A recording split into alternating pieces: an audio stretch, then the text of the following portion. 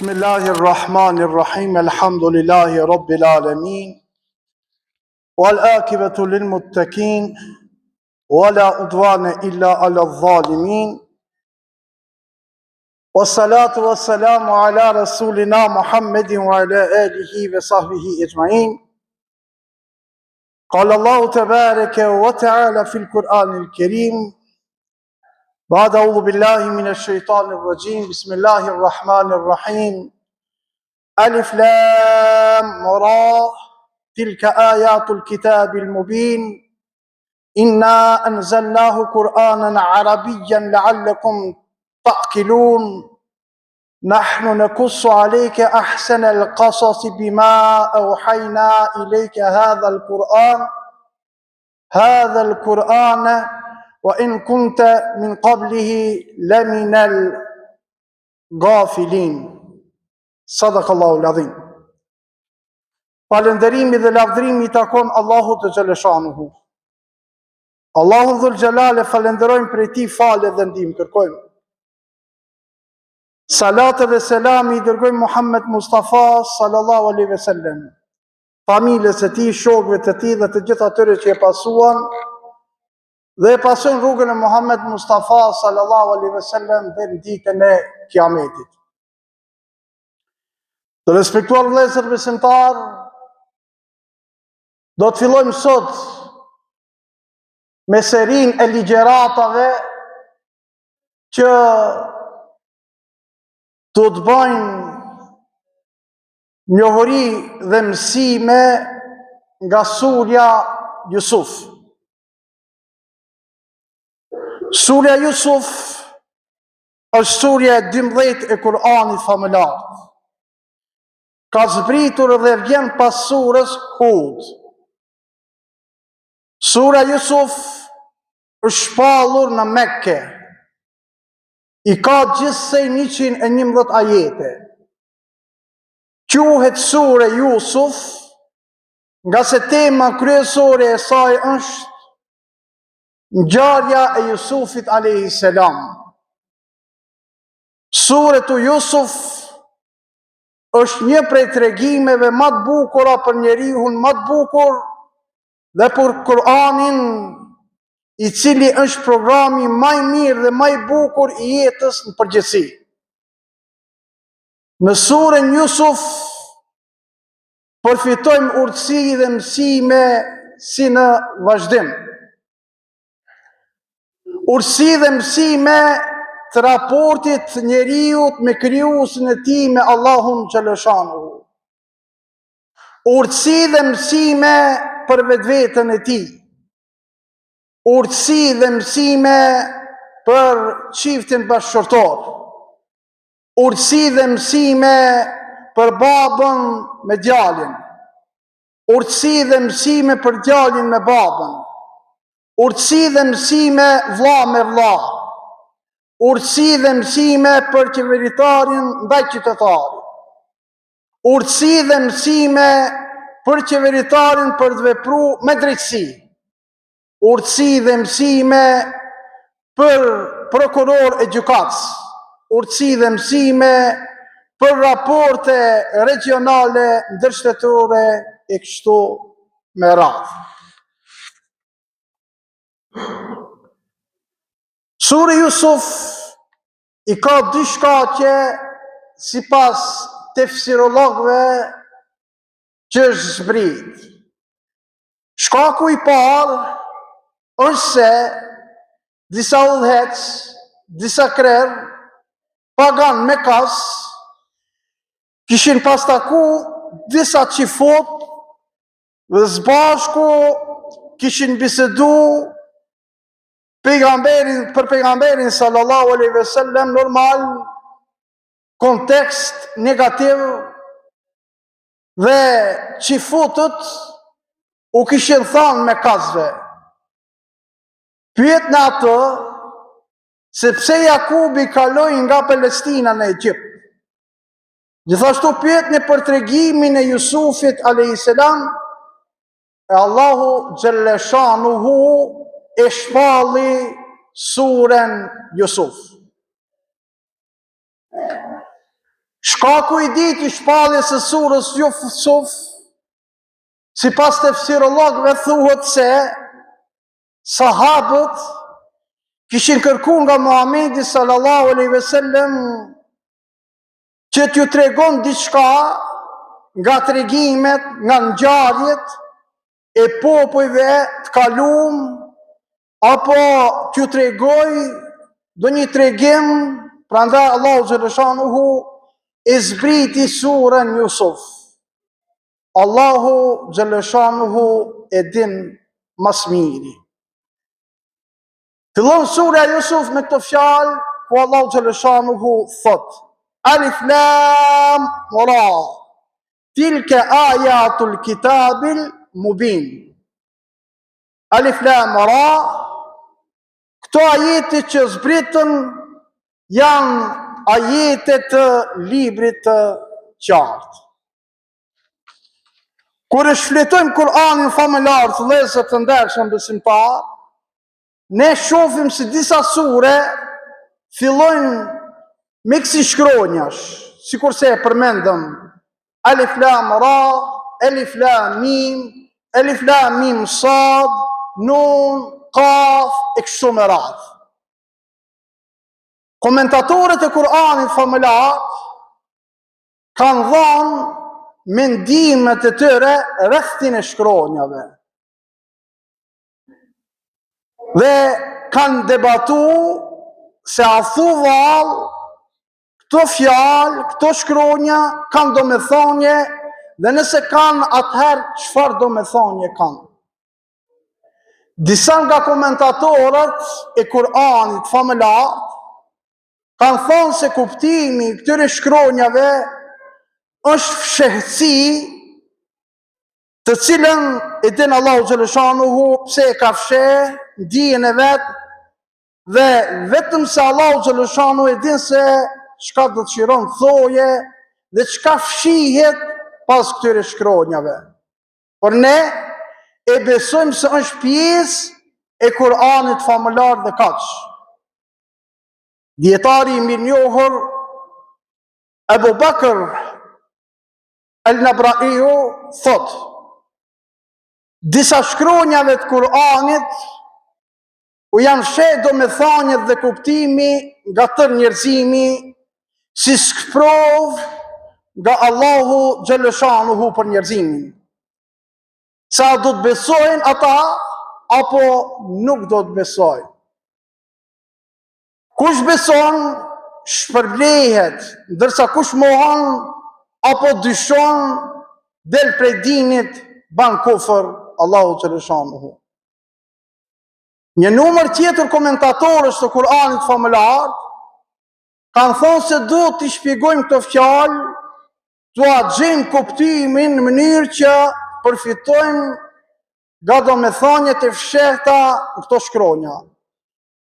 E pastaj, duke u mundu t'i kuptojnë këto domethënie, kanë dhënë edhe mendime, ide të ndryshme. Dhe ne e themi fjalën e njohur se Allahu xhaleshanuhu e di mas miri. Vazhdon Allahu xhaleshanuhu në këtë sure dhe thot: këto ajete që zbritën janë ajetet e librit të qartë.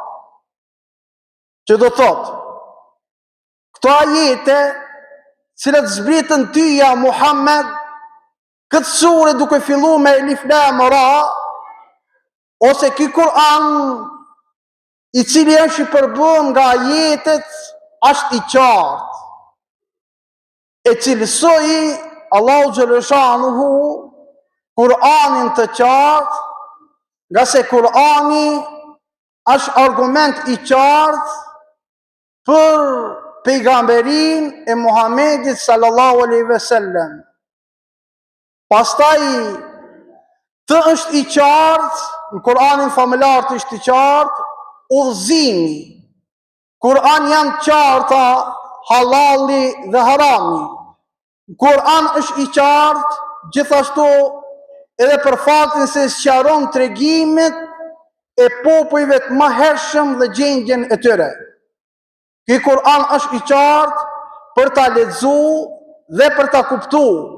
Prandaj asnjëherë nuk e patën problem arabët musliman dhe jo musliman që jetuan në kohën e pejgamberit sallallahu alaihi wasallam që ta kuptojnë Kur'anin famëlar.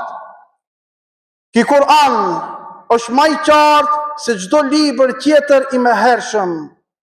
Kuptohet se është më i lehtë, sqaron gjanat më mirë e më qartë.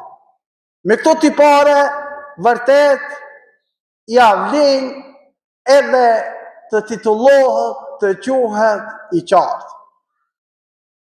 Vazhdon Allahu xhaleshanuhu dhe thot: Inna anzalnahu Qur'anan arabiyyan la'allakum ta'qilun.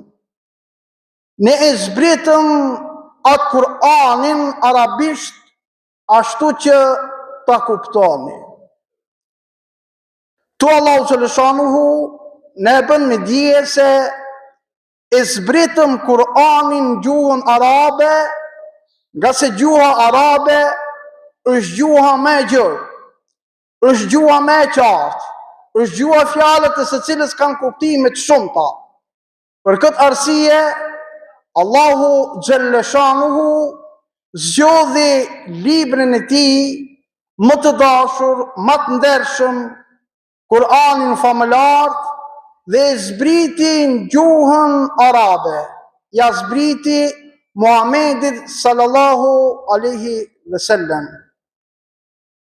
Fillimi i Kur'anit ishte në vendin më të ndershëm Mekke, në kohën më të ndershme, në Ramazan, në ditën më të ndershme, natën më të ndershme, natën e Kadrit. Gjithë këto aspekte të ndershmërisë u përmbledhen në Kur'anin famëlar. Vazhdon Allahu Dhul Jalal dhe shpjegon edhe më tutje: Nahnu nakussu alejke ahsen al-qasasi bima auhajna ilejke hadha al-Qur'ana wa in kunta min qablihi laminal ghafilin. Ne me të shpallur të këtij Kur'ani po të tregojmë ty, po të rrëfejmë ty o Muhammed, ma të bukur në rrëfim, edhe pse për ati ishe nga të pa informuarit. Në përmet këtij Kur'ani po të tregojmë ty Muhammed tregimet më të mira se sa ato tregime që si ke dëgju më parë. Mesin e tregimeve që do t'i tregojmë është tregimi i Musait a.s. është tregimi i Ademit a.s. është tregimi i Nuhit a.s. është edhe tregimi i Jusufit a.s. Nuk është qëllimi që ne në përmjet Jusufit a.s. të tregojmë vetëm se shkeleshko ati një ngjarje. Por këtu është qëllimi, tregojmë jetën komplet të Jusufit a.s. i cili ishte i dërguar nga ana e Allahu xhaleshanuhu. Jo rastisht ulemaja, dietarët islam thonë se tregimi i Jusufit a.s. është tregimi më i bukur i cili shpjegohet në Kur'anin famëlar për shkak përfshirjes së shumë urtësive që nga fëmijëria, si urrejtja apo zilia që e kishin vëllezërit e tyre ndaj Jusufit a.s. Pastaj kjo zili i detyroi vëllezërit e tij që Jusufin a.s. ta hedhin në bunar, në pus.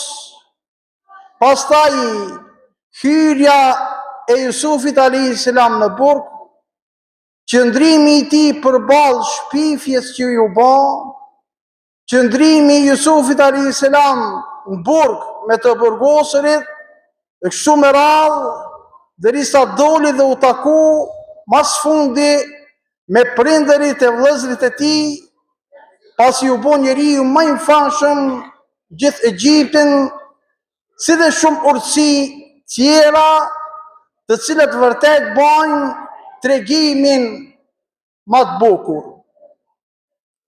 Disa kanë thonë se është quajtur tregimi më i bukur, sepse ky tregim përmend pejgamberët, salihinët, njerëz të mirë, melekët, begatit, e kështu me radhë.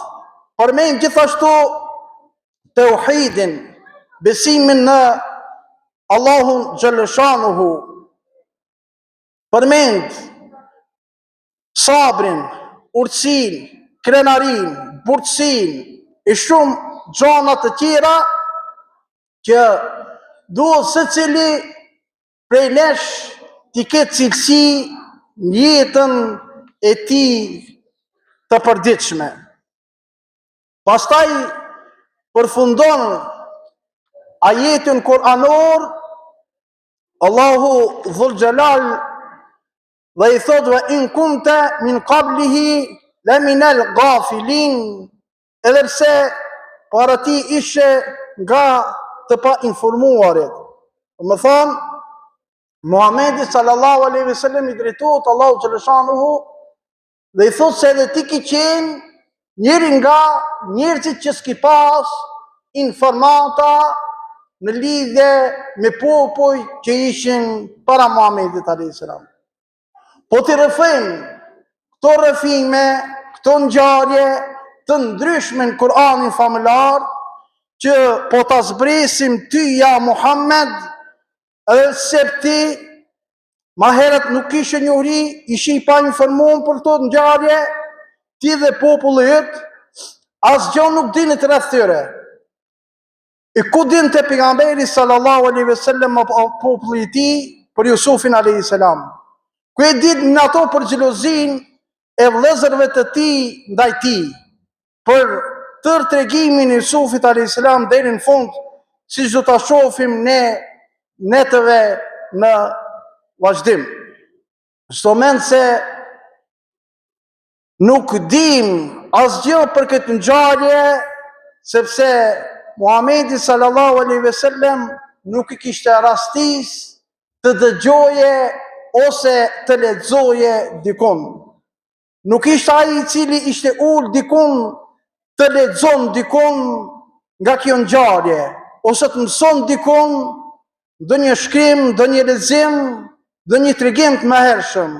Allahu xhaleshanu ishte ai i cili e informoi Muhamedit sallallahu alaihi wasallam, të dashurin e tij dhe popullin e tij, për tregime e ngjarje të ndryshme të popujve të kaluam, për ta vërtetuar se Muhamedi sallallahu alaihi wasallam është pejgamber, se Kurani është libër i vërtet, se Kurani është hak, se Muhamedi sallallahu alaihi wasallam është i dërguari i mbar njerëzimit.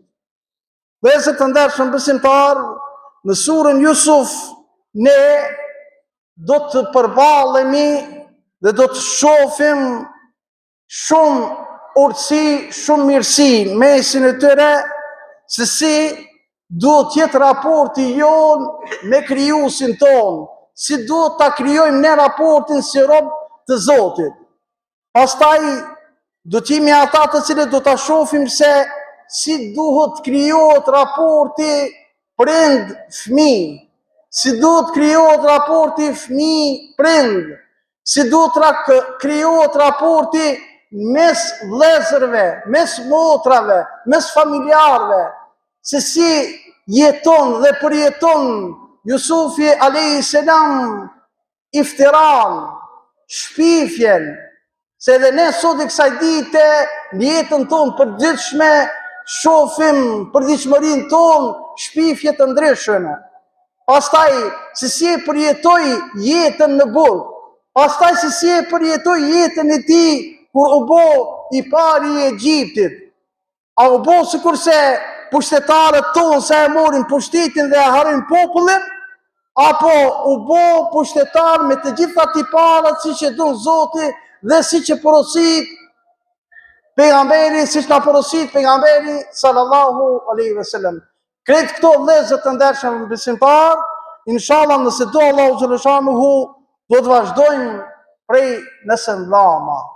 Do të vazhdojmë me temën e ardhshme, ëndra e Jusufit alayhis salam. Por mos i barazojmë ëndrat tona me ëndrat e pejgamberëve. Se shpesh herë ndodhe hoxhë kanë pa filan ëndrën. O hoxhë pas filan ëndrën, unë ama shpjegon ëndrën ti mu. Mas pari që ka dhënë se unë nuk jam interpretues i ëndrave. Më thonë, unë nuk jam ai i cili i shpjegoj ëndrat. Këta hek në mensh. E dyta, ëndrat e pejgamberëve mos i barazojmë me neve, vëllezër. Ato janë njerëzit zgjedh. Nuk mundesh ti nuk e fal 5 vaktin, ëndrën e shaf pejgamberit. S'mundesh me pa ëndrën e pejgamberit. Do ta shpjegojmë edhe vlerën e ëndrës, edhe si e ka ëndra vlerën, edhe se si i ndodhi ëndra Jusufit alayhis salam. Mos ta kujtojmë vetveten tonë Jusuf. Mos ta menojmë vetveten tonë si jemi Jusufa. Na të gjithë jemi robë të Zotit xhaleshanuhu dhe hiç më tepër. Bashkarisht lutem Allahun xhaleshanuhu që ibadetet tona t'i pranon. Dhikret tona t'i pranon. Leximin e Kuranit ton t'i pranon. Sadakat tona t'i pranon. Të vdekurit ton Allahu xhaleshanuhu t'i mëshiron. Të gjallë ton, të smurët ton, Allahu xhaleshanuhu t'i shëron. Rinin ton Allahu xhaleshanuhu në rrugë të mbarë ta udhëson. Gjithë ata të cilët e kanë agjeruar Ramazanin, Allahu xhaleshanuhu t'u pranon. Ata që s'kan pas mundësi të agjerojnë, Allahu xhaleshanuhu va mundsof. Ata që nuk i shkon mendja me agjeruar Ramazanin, Allahu xhaleshanuhu va theft mendën dhe Zoti ke Ramazan. Bëj shkak që ata të vazhdojnë, kthehen rrugën e mbartë, kthehen rrugën e Zotit, Allahu xhaleshanuhu nasib na i bëj. Elhamdulillahi rabbil